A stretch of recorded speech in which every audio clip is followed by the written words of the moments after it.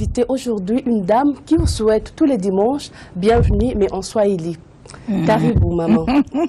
Staré, hein, comme ça aussi. Il est la Yafa. Ce nom a-t-il une signification particulière dans votre langue maternelle? Pour il est là, oui. Il est là, en fait, c'est une sorte de l'igname qu'on retrouve dans la forêt, mais qu'on ne mange pas. En fait, c'est un poison. Ah oui, c'est quand on dit mbomi, il est là, c'est-à-dire, enfin, mboma, c'est igname, en kimon, oui. Mbomi, il est là. Non, ça, on ne mange pas. Ça, c'est mbomi, il est là. C'est l'igname, là, il est là. On ne mange pas. C'est un poison. Alors, il faut être dans la forêt, il faut savoir que ça, c'est pas à manger. Et ça, c'est bon. Et ça a affecté quelle partie de votre vie? Aucune. Aucune. J'ai seulement appris que non, c'est ça que ça veut dire. Igname qu'on ne mange pas. Parce que ça, c'est un poison. Alors, ce sont les chasseurs qui sont dans les forêts qui savent que non, ça ne se mange pas et ça, c'est bon. C'est comme les légumes. Hein. Il y a des légumes qu'on voit ici et là. Il y en a d'autres qui ne sont pas à manger. C'est la même chose avec l'igname qu'on appelle il est là.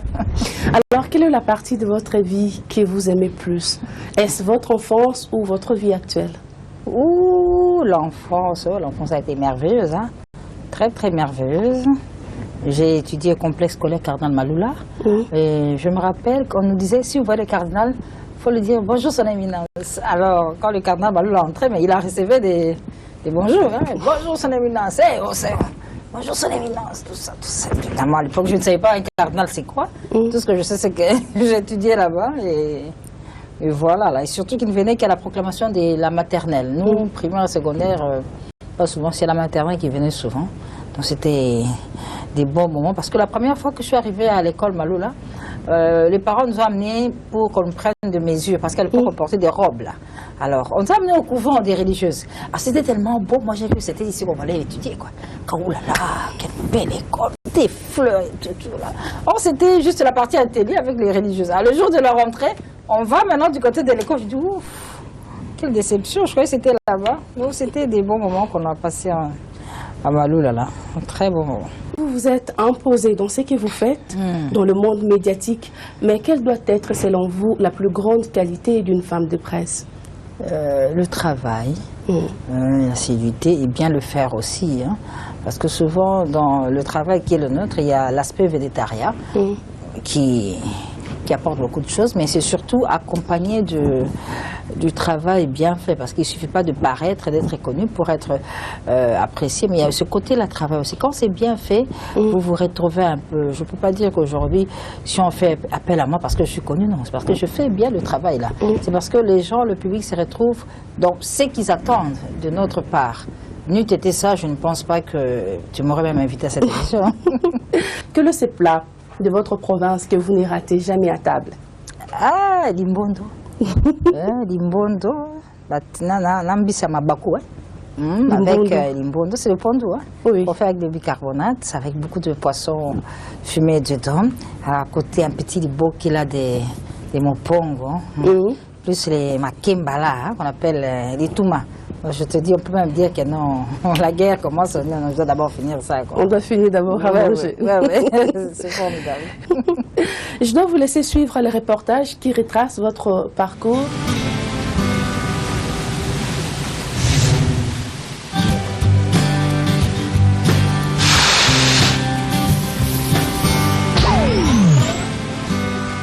Fille de monsieur, il est là, lui, et de madame Boluka Marie-Thérèse. Il est là, Yafa Mami est née à Bokoté le 17 juillet d'une certaine année. Originaire de la province de l'Équateur, Mami est quatrième d'une famille de 8 enfants, dont 4 filles et 4 garçons. Célibataire et mère de 2 enfants, elle fit ses études primaires au complexe scolaire Cardinal Maloula. En 1989, cette dame de presse obtint son diplôme d'État en section littéraire à l'Institut Lumumba. 10 années plus tard, la ressortissante de l'ethnie Mongo aura le titre de graduée en sciences et techniques de l'information à l'ISTI, actuelle IFASIC. En 1996, Mami effectue pour la première fois son stage à la radio-télévision congolaise, RTNC en sigle. Et en 1997, elle devient journaliste effective au sein de la même chaîne à la direction des informations TV langue nationale. Peu après, elle devint présentatrice du journal télévisé en lingala et présentatrice des émissions de variété Caribou Variété. Entre juin 1998 et mars 1999, notre invitée d'aujourd'hui serait l'attachée de presse au ministère de l'Énergie. De 2000 à 2001, elle assure la diffusion des activités du gouverneur de la province de l'Équateur. Et en janvier 2008 jusqu'en juin de la même année, Mami Ilela sera la conseillère chargée de la promotion de langue nationale au ministère de l'Information et Presse. Retenons aussi que Mami Ilela Iyafa a effectué plusieurs missions à l'intérieur du RD Congo, son pays, et à l'étranger tels que Belgique, France, Angola, Congo-Brazzaville, Italie et Zambie. Elle adore la lecture et la musique. Tout à l'heure, on parlait des Pondou, il y a du Mbondo, juste avant de prendre ces reportages qui viennent de retracer votre parcours professionnel. Alors, si quelqu'un vous dit, laissez-moi les lire, « Mamie, laisse ton travail, suis-moi, je te montrerai le merveille que tu n'as jamais vu. » Quelle serait votre réponse? Oui, je viens tout de suite, ou non, mon travail, c'est ma merveille? Ah bah oui, évidemment, mon travail... c'est la meilleure chose qui me soit arrivée dans la vie. Hein. Parce qu'il aurait pu me proposer peut-être il y a 20 ans plus tôt, peut-être, mais plus maintenant. Parce que qu'est-ce qui va m'apporter comme merveille là? C'est grâce à ce beau métier, j'ai pratiquement visité le monde entier. Je ne sais pas payer un billet d'avion. C'est-à-dire, il suffit qu'on vous appelle, vous partez à New York, le billet est prêt à amener vos bagages. C'est-à-dire, quel beau métier. Ces merveilles-là, je préfère savoir de quoi il s'agit d'abord, hein, avant de me lancer. Vous avez été conseillère chargée de la promotion des langues nationales au ministère de l'Information et Presse. Quelle était votre véritable mission? Oui, à l'époque, c'était avec le ministre Chilombo Sand. Alors, il y a... Les langues nationales ont été élevées au même rang que le français, Swahili, Tsholu, Lingala, Kikongo. Alors, quelque part, il fallait qu'il y ait un peu un suivi par rapport aux émissions, activités et tout ce qui pouvait être diffusé dans les langues nationales. Alors, il fallait un suivi parce qu'il y avait aussi des dérapages. À un moment donné, il y a des amis, à un moment donné, il fait une émission, il salue ses frères et sœurs dans sa langue, mais qui n'est pas les langues reconnues comme langue nationale ici. Et, alors, il fallait un peu remettre un peu les choses, la pendule un peu à l'heure. J'ai eu beaucoup de confrères qui ont eu à faire ça. Il fallait les écrire, l'heure des canons. En RDC, la Constitution reconnaît les 4 langues plus le français. Quand vous saluez vos amis entêtés là, c'est à la télévision, mais c'est pas la langue, ça c'est en patois. Alors si tout le monde devait s'y mettre, nos sœurs, nos frères, les Bayans, ils diraient aussi leur bonjour à la télévision. C'est tous ces désordres-là qu'il fallait un peu essayer de mettre fin. Et puis il y avait la journée des langues nationales, il fallait valoriser. Et lui-même, le ministre, il est arrivé plus d'une fois de faire des émissions en langue nationale pour valoriser nos langues nationales. C'est un peu ça. Il y avait un travail à faire, ça a été fait à l'époque. Ceux qui font ce que vous faites, travailler avec le musicien, savent que c'est vraiment difficile de le faire, d'abord de le gérer. Alors d'où vous vient cette énergie de travailler avec eux? Ah non, c'est pas compliqué de travailler avec les musiciens, ça ce sont nos partenaires. Hein. Bon, évidemment, ils ont cet avantage d'être des stars. Ils sont en divan de la scène. Bon, facilement, on peut dire, ils ne sont pas comme tout le monde, mais je peux dire que c'est des gens bien. Les gens bien, ils sont mes partenaires et franchement, on collabore dans un état d'esprit qui ne me complique pas trop la vie. Et ils savent ce qu'ils attendent de moi. Et moi, je sais que le public attend de moi parce que moi, je suis là pour rendre au public leurs informations et tout. Et ça se passe en principe très bien. Les couacs, ça ne manque pas. Hein, ça ne manque pas, on est des humains. Mais dans la majeure partie, ça se passe très bien avec les artistes et musiciens. J'ai beaucoup de témoignages, des très bons témoignages. Simaro m'a amené une fois à Brazzaville, à Ouando, pour fêter son anniversaire. J'étais là. Puis il m'appelle. Moi, pour l'anniversaire. Et puis quand il y a eu des événements malheureux qui ont failli déranger un peu la RTNC le 30 décembre, j'ai eu des coups de fil. J'ai des coups de fil. Mon national qui m'appelle. Maman, qu'est-ce que ça? L'autre, ça ne parle pas. Félix m'a appelé, papa m'a appelé, JB m'a appelé. Ouera, comme je suis avec son porte-parole à côté là, il est venu me voir et je suis sûre que juste après, il a fait de l'information. C'est-à-dire, j'ai trouvé ça formidable. Ils se sont quand même inquiétés, mais mamie a vu son coup. Donc,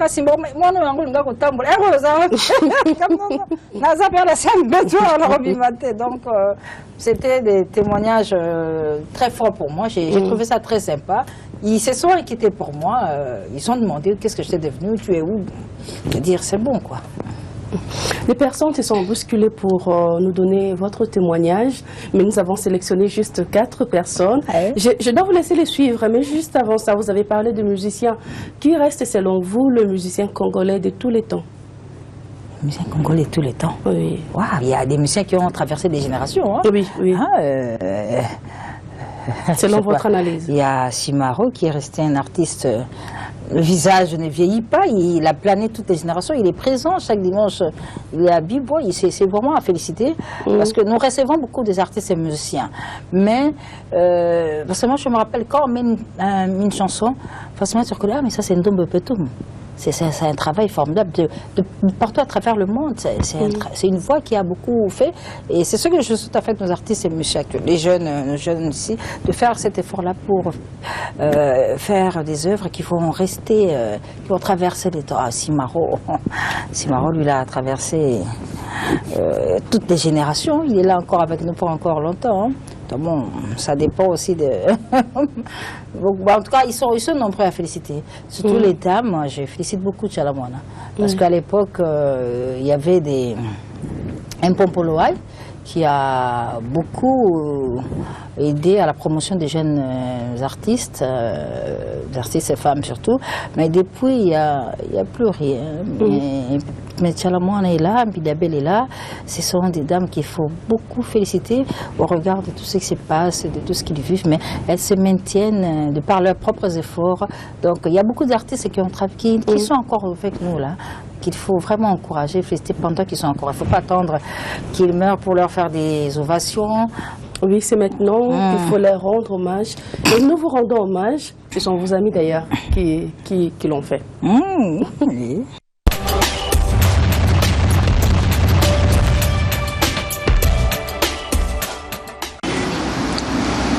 Voici que Mami il est là et sa consoeur Chantal Kanimbo sont les 2 femmes de la RTNC qui ont provoqué le génie de la plupart des filles de la télévision aujourd'hui.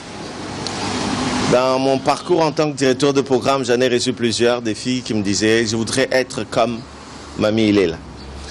Mais la plupart du temps, les gens ne savent pas pourquoi Mami il est là et réellement Mami il est là.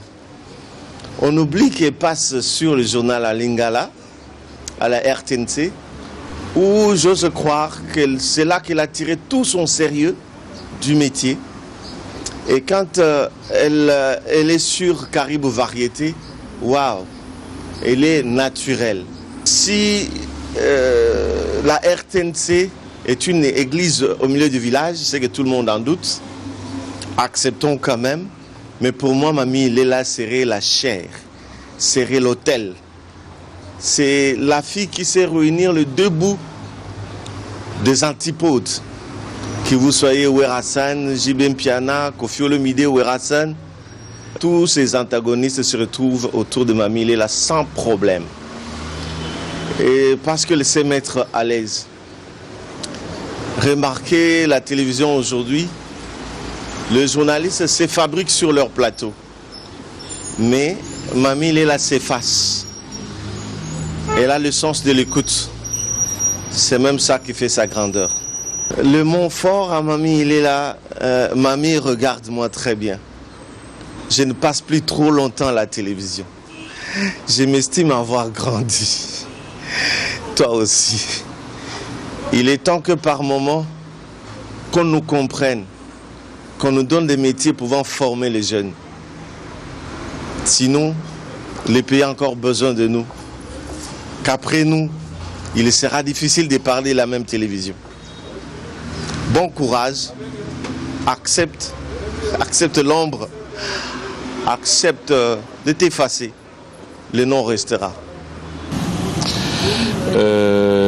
Mami Léla, comme il m'appelait Damami, c'est comme ça que je l'appelle.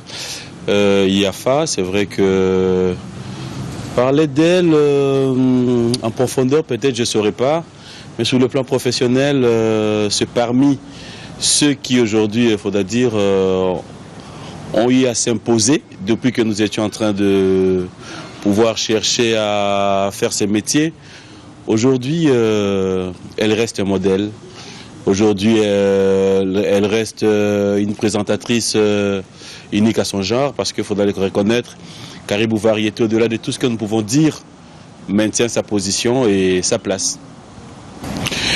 Mamie Léla, de par ce que nous disons, contrairement à tout ce que nous vivons à la télé, son accoutrement, sa façon de travailler, et beaucoup plus, je dirais, elle va devoir m'excuser, je dirais, à chaque fois je vais toujours y poser cette question, ce qui se passe dans Caribou, c'est-à-dire pendant qu'elle parle, elle demande autre chose, on la propose autre chose, mais elle revient sur le plateau, elle ne change pas son attitude, elle continue.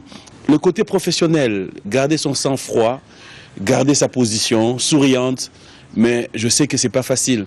Trop de bons souvenirs. Moi, je pense, j'ai eu à effectuer des voyages où on a été, par exemple, au Stade de France, où il y a beaucoup de soirées, où il faut avoir de conférences de presse et autres, qu'on a eu à vivre ensemble. Mais je pense que tu me suis, Damami, c'est comme ça que je t'appelle. À titre de rappel, il y a quelque chose que j'ai toujours gardé. Si je l'ai dit, je sais que tu ne sauras pas maintenir, tu sauras pas te maintenir, j'allais dire, te contenir. Oui, code. Chabani. Moi, c'est à Chabani. Ah, il a bien vu. Ah, on va l'ajouter.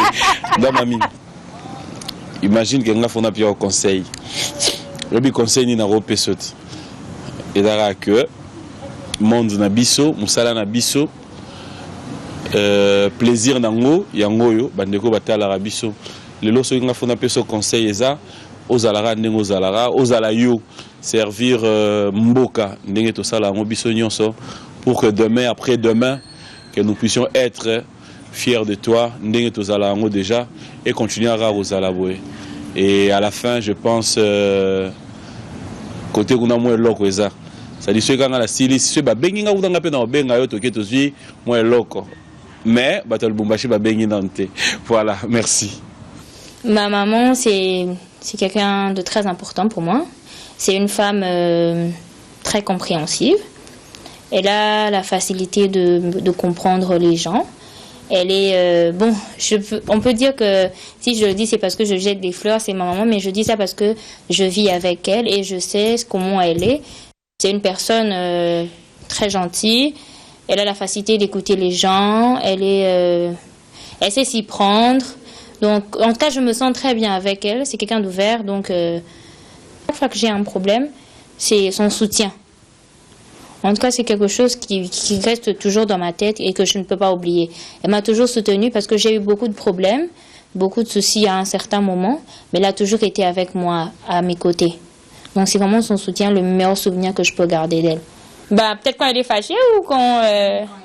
bon, très souvent, quand vous êtes genre et tout, en train de l'embêter, tout ça. Arrête, hein, on fait pas ça à maman. On fait pas ça à maman. Non, on fait pas ça à maman. Non, moi je suis ta maman. On fait pas ça à maman. Ça, c'est ce qu'elle a vraiment l'habitude de faire. Non, moi on fait pas ça à maman. Non, ça c'est vraiment son truc. Des fois, je me dis que malgré tous les mots qu'il y a dans ce monde, il n'y a rien qui peut... parler d'elle, mais bon, ce que je peux dire, elle est formidable. Par rapport à son émission, il y a quelque chose que j'ai toujours remarqué. Souvent, peut-être un musicien peut parler et directement celui-ci, ok, merci, tout ça. J'ai l'impression qu'elle coupe un peu la parole beaucoup plus vite. Bon, elle peut peut-être dire c'est par rapport à son timing ou je sais pas moi quoi, mais c'est vraiment quelque chose que je trouve qu'elle peut essayer de modifier. Maman, ce que je tiens à te dire est que je suis très fière de toi. Je suis fière de tout ce que tu fais pour nous et je te remercie du fond du cœur, de l'amour que tu portes pour nous, tes enfants. Tu nous traites très bien et je te remercie du fond de mon cœur. Et plus tard dans la vie, j'aimerais être comme toi. Tu es vraiment un modèle pour moi. Tu es l'image de la perfection des mamans. En tout cas, du fond de mon cœur, je te remercie et je suis fière de t'avoir comme ma mère. Oui, Nenga Kola, Akwa na bien, azalaka pene malamu. Ande na ebeli. Aza mwana nga ya mini, baza 8. Teloko mingi na ngake pa na ye, azalaka mwana moko kasa kasa. oyebi kasakasa ndenge ezalaka soki olobi na ye mami yaka aza debout et puis aza présent eloko wana mpenza nasepelaka epai na tala sikoyo so nabengi na telefone oka alo mama olobi nini donc azalaka toujours plein na bomwana na ye eloko emakangaki kaka soki tobimi exemple so toki église omonaka mama nazwi moninga mosusu ozwi moninga ye kuna wanza moninga na nga nazwi mosusu saki dimanche soki toki na église azwaka kaka baninga ye azalaka soki to asiriki alakisaka kaka siriki soki aboyi likambo aboyaka na ye naboyi na ngai azalaka modele wana oyo kobanda teke ndima te soki aboyi kokola na ye amonisa ngai mpasi te kokola na ye kaka esengo na bato doaka kobenga kaka madame gentil mami nayebisaka yo il faut kozala boboto na bato kolinga baninga epuis kozala malamu na bato oyo aza na place ya mama obengi ye mama oyo aza na place ya papa obengi ye papa. Votre réaction par rapport à cette vidéo? Eh ben, elles m'ont rien dit. Elles m'ont rien dit. Oh non. Oh, bon, c'est quand même bizarre de le voir parler de moi là. Bah oui. Quand j'ai pas un commentaire. Agréablement surprise. Quelle serait votre réaction immédiate si on vous disait que le journalisme au Congo est un métier de la mendicité? Un métier de la mendicité. Bon, c'est un métier de la mendicité. Parce que quand ce n'est pas bien fait en fait, hein, c'est-à-dire quand vous faites le journalisme, on vous dit il y a les coupages, vous allez rapidement faire un petit papier, vous attendez un petit coupage là, c'est-à-dire, mais un métier de la mendicité, je ne peux pas, je ne pense pas, les journalistes payent bien son homme, hein, j'en suis la preuve. Hein. C'est le seul métier que j'ai fait dans ma vie. Et je peux dire, si je suis aujourd'hui, mamie il est là, c'est par rapport au journalisme. Hein, donc dire que c'est un métier des mendiants. Peut-être qu'il y a eu des dérapages, il y a eu des moutons noirs, il y a eu des choses qui sont arrivées, des personnes qui ont un peu essayé de salir la réputation, comme on dit, mais dire que c'est si beau métier, le quatrième pouvoir, oui. Quatrième pouvoir, tu te rends compte? Tu peux pas être synonyme de mendicité quand c'est bien fait, quand c'est bien rendu. On a des confrères qui sont devenus des patrons de presse. Hein, nous avons notre ministre du genre. C'est une journaliste de formation, rien à faire. On a Coco Tchomba, elle était ministre, vice-ministre des Affaires étrangères. C'est-à-dire, c'est la meilleure école à faire pour une formation. Quand on passe par le journalisme, on peut tout faire et ça réussit toujours. Ça ne rate jamais. Quand on a choisi, on opte pour autre chose avant d'avoir été journaliste, ça ne peut pas rater. C'est une ouverture à différents horizons. Vous rencontrez tout le monde, vous voyez tout le monde. Et vous avez déjà l'apprentissage des métiers de toutes ces personnes-là, parce qu'à la faveur des audiences qu'on couvre, alors aux audiences chez un ministre, chez un représentant de tel, mais on apprend déjà comment ça se passe. C'est-à-dire quand on vous met dedans, ça ne va pas rater. Il n'y a pas trop de quoi. Surtout quand ça vient d'un journaliste qui a été formé, qui a pratiqué son métier et qu'on prend pour faire une autre profession politique. En tout cas, ça ne rate jamais. Geneviève Inagozi Kasongo, la ministre du genre, a amené la preuve vivante actuellement. Je ne dis pas que je veux le faire après l'émission, mais si quelqu'un veut vous offrir un cadeau, vous chaussez combien, votre taille? Ah, un cadeau, c'est Super Wax. Super Wax. Mais vous chaussez combien? 41. Votre taille? 44. 44. Mais le meilleur cadeau qu'on a, c'est le Super Wax. Le Super Wax. Moi, ma mère, que tu as vu là. Ils ont bien retenu. Elle a vendu. Moi, j'ai grandi au Grand Marché. Hein.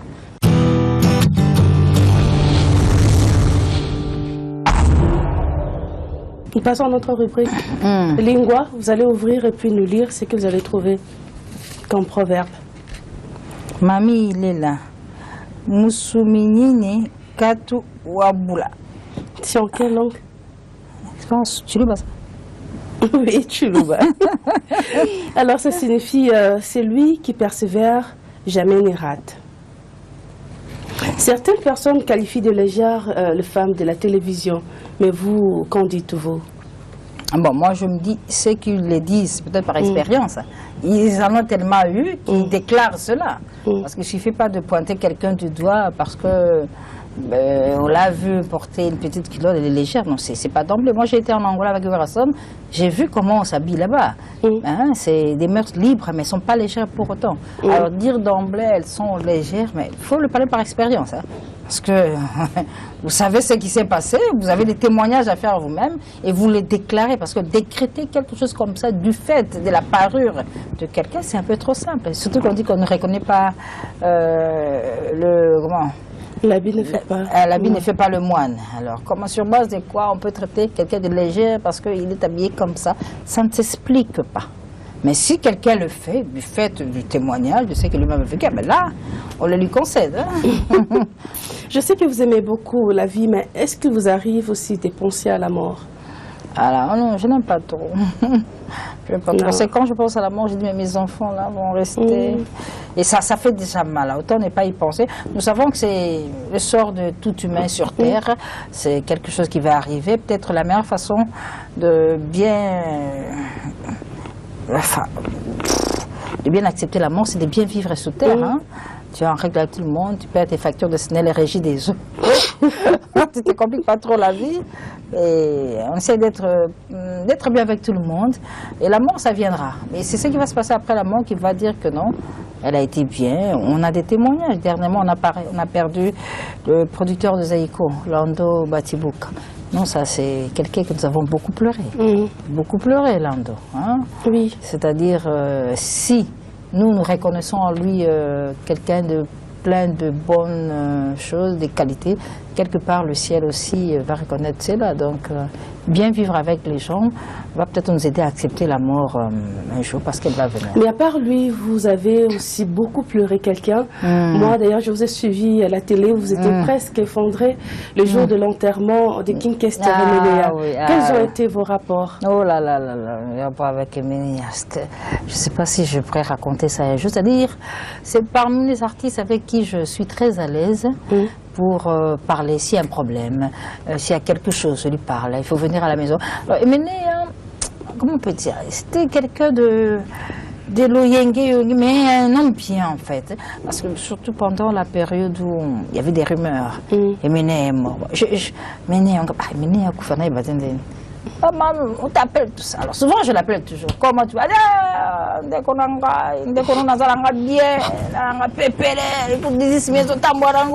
était bien. On était bien avec Esther. Et puis il lui arrivait des fois quand il t'appelle.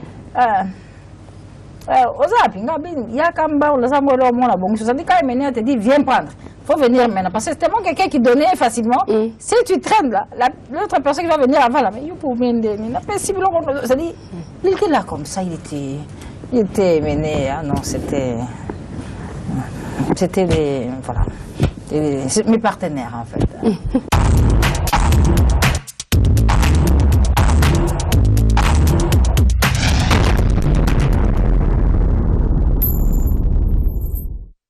Oui, je passe à notre toute dernière rubrique top 5 et après nous allons dire au revoir à ceux qui nous suivent. Donc là, j'ai 5 questions, je vais vous poser et puis vous allez me répondre par vrai ou faux. Si vous pensez qu'il y a quelque chose à argumenter, vous allez attendre jusqu'à ce que je vais finir le 5 questionnaires. Vrai ou faux, Mamie Léla écrit aussi des chansons? Faux. Vrai ou faux, Mamie Léla présente aussi les journaux télévisés? Vrai.